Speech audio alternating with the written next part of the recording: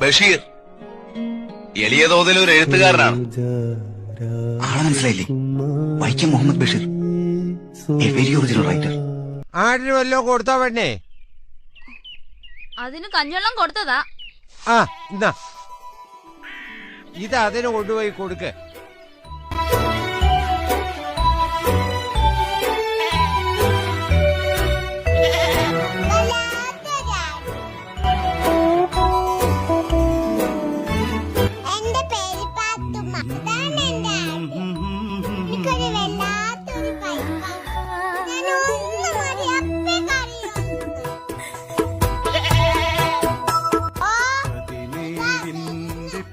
കരളിൽ